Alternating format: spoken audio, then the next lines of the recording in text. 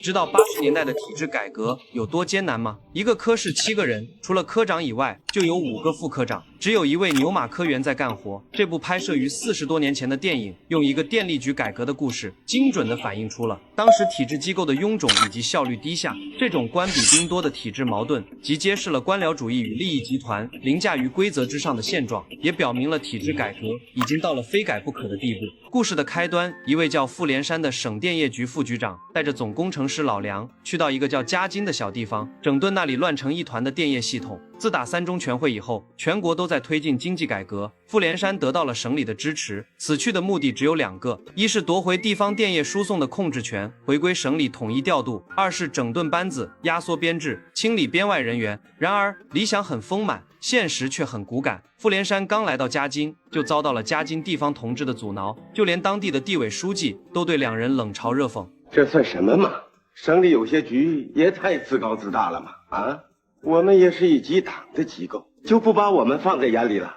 省里有些人就是点子多，搞得我们很被动。这位地委郭书记的话是什么意思？其实意思很明显，他在表明嘉金是我的地盘，我说了算。他很清楚，省里的人下来不是来帮忙的，是来夺权的。他所强调的，我们也是1级党的机构，是在提醒老傅别拿省里的帽子来压我，在嘉金我才是老大。这就是典型的地头蛇心态，对外部力量充满了本能的警惕和排斥。所以郭书记接下来的操作就非常艺术了，他没有直接赶人，而是把傅连山和老梁客客气气地送进了招待所，意思很明白，吃好喝好玩好，风景名胜随便看，就是别插手工作。这一待就是半个月，打电话问书记下乡了，啥时候回来？不知道。等他俩再回招待所时，房门已经被贴上了封条，这已经不是暗示了，这是明晃晃的逐客令。换做一般人可能就灰溜溜的回去了，但傅连山是谁？他是个不撞南墙不回头的理想主义者。从这段剧情傅连山和老梁的4处碰壁，我们就能看出，要推动任何一项改革，最先遇到的阻力往往不是技术难题，而是盘根错节的人际关系和既得利益。郭书记的行为在那个环境里，你甚至不能简单的用坏来形容他，他只是在维护他所认为的地方利益和稳定。这也让我们明白，真正要做成一件事，光有一腔热血是不够的，还得懂策略和人性。被赶出嘉金的傅连山并没有放弃，他知道没有尚方宝剑，自己这个外来户说话是不管用的。于是他曲线救国，在报纸上发表了一篇关于体制改革的文章。这篇文章瞬间引起了省委高层的重视，老傅终于拿到了那份正式的调令，拿着圣旨再临嘉金。郭书记的脸虽然笑得有点僵，但也不敢再阻拦了。老傅的改革之路这才算真正迈出了第一步。有了官方身份后，老傅开始正式着手于工作。他要做的第一件事就是去考察那个神秘的金沟电站。要去电站就得用车，于是全片最经典也最讽刺的一幕上演了。你们哪位是科长？科长不在，我们都是副科长。我是管食堂的，老邵管招待所的，老范管大楼的，老金管临时工，肖科长管车队。你们有5位科长，那该有几位科员呢？暂时只有1位。哦，那他管什么？他什么都管。这简直就是现实版的官僚主义笑话。5个人当领导，1个人干活，这个小小的行政科就是一个无比臃肿、人浮于事的微观缩影。更绝的还在后面，负责管车队的肖科长一听傅连山要去金沟电站考察，立马戏精附体，满脸无辜的表示：哎呀，你看我这个人记性真坏，就剩下1辆越野刚刚开走了，你看这可怎么办呢？有公共汽车吗？没有啊。负责管车队的怎么可能会没车呢？但他为什么会跟新来的副局长对着干呢？因为他不是为自己，而是为了整个利益集团在站岗放哨。金沟电站就是这个集团的命根子，是郭书记的小金库，肖科长的装糊涂是一种心照不宣的默契，是这个系统内部的防火墙程序自动启动了。他这看似不经意的一句话，背后是整个旧势力的神经都在紧绷。就在老傅以为运气不佳时，那个唯一的科员戴兵，一个眼神清澈、性格耿直的女性站了出来。她告诉老傅，她可以安排汽车。这一举动让老傅对这个年轻人刮目相看。他也从戴兵口中得知了肖科长撒谎的真相。如果你们要到别处去，要几辆车都可以。那为什么呢？大概为了保护你们的安全吧。这句话太有意思了，是怕路上有危险吗？不，肖科长是怕他们发现那个不能说的秘密。戴兵就像是这个腐朽机构里的一束微光，他为什么一直是个科员？因为他的性格，他只做自己认为对的事，不屑于那些所谓的人情世故。在那个环境里，正直和能干反而成了晋升的绊脚石。从这个情节中，我们应该发现了一个问题：在一个不健康的系统里，一个正直的人该如何自处？带兵的选择是保持本心，即便不被重用，也要坚守底线。他的存在本身就是对那个环境的一种无声的反抗。这也提醒我们，无论身处何种环境，都不要丢掉那份明辨是非的勇气和坚持原则的底线，因为那才是我们作为一个人最宝贵的东西。当然，傅连山的偷偷用车最终还是被发现了，肖科长带着王副局长赶忙在半路将他们劫了回来。王副局长这个角色简直是职场小人的教科书，他没有自己的主见，唯一的信条就是紧跟领导。郭书记的小金库有危险，他比谁都急，他用一个紧急会议的借口把傅连山骗了回去，但这反而让傅连山更加坚定了要整顿这个臃肿机构的决心。这个会根本就没什么内容嘛，倒像是要我们向地委宣誓效忠。在职工大会上，老傅毫不留情地揭开了电业局的遮羞布。到目前为止，我们电业局副科长以上的干部一共是151个人，而一般干部却只有96个人，领导和被领导的比例正好是5比3，官儿比兵多。这种状况应该说是很不正常的。这番话无疑是在平静的湖面上投下了一颗炸弹，可那些即将被裁撤的老油条们并没有慌张，因为他们背后都有人，都是地委领导安排进来的，所以他们有恃无恐。开完会后，党委书记老郑半夜找到了傅连山，语重心长地将内情告诉了他。话说的那么直截了当，干部们受得了吗？咱们局这些中层干部大都是地委领导同志指明安排来的呀，他们都有一定的工作资历，你想想，我们能随随便便的动吗？老郑这番话看似是好心提醒，实则是在赤裸裸的威胁。他把地委这张大牌打出来，翻译过来就是在告诉傅连山，别太天真了，你动的不是几个人，是整个嘉金的关系网，这些都是有背景有后台的人物，动一个就得罪一片，这个后果谁能承担？老郑把电业局定义成了敬老院和收容所，这既是现实，也是一种无奈的自我保护。这就是理想主义与现实主义最激烈的碰撞。在老郑看来，维持稳定不得罪人是第一要务，而在老傅眼里，组织的效率和发展才是核心。没有谁是绝对的坏人，但他们的立场和出发点决定了这场冲突不可避免。接下来发生的事情简直可以用群魔乱舞来形容。王副局长看见傅连山和带兵在月下交谈，立刻添油加醋的去打小报告，制造桃色绯闻，试图从人格上搞臭傅连山。然后他又怂恿那些有资历的老干部们出来闹事，上演了一出法不责众的大戏。我16岁参加革命搞农会，几十年了，怎么连个小小的副科长都不能当了？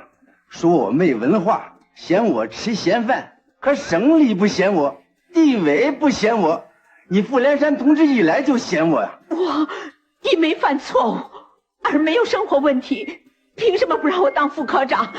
这办不到。听听这些理直气壮的质问，是不是觉得又可气又可悲？他们把资历当成了资本，把编制当成了理所应当的铁饭碗，却从未想过自己为这个岗位创造了什么价值。而王副局长的发言更是歹毒，他把老傅提拔有能力的工程师歪曲成拉山头、搞宗派，还阴阳怪气地提醒大家要吸取血的教训，防止有人再次造成打击一大片的错误。这里就出现了一个非常现实的价值观冲突。从那些老干部的角度看，他们为革命付出一辈子，现在享受一下清闲的待遇，有错吗？这似乎符合一种论功行赏的逻辑，但从组织发展的角度看，任人唯亲，人浮于事，只会导致整个机构的僵化和衰败。王副局长的言论看似三观不正，却精准地抓住了人们害怕被政治清算的恐惧心理。这在那个特定的历史时期是一种非常有效的煽动手段，它让我们思考改革的阵痛到底应该由谁来承担，是那些碌碌无为的既得利益者，还是整个组织的未来？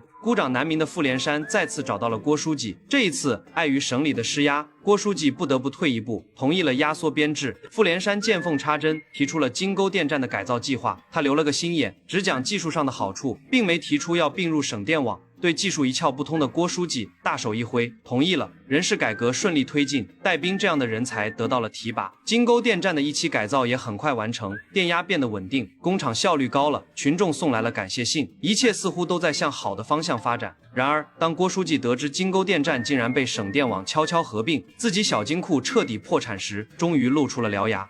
你怎么也相信他这一套？这么一来，我们手里这点权都叫人家给拿走了。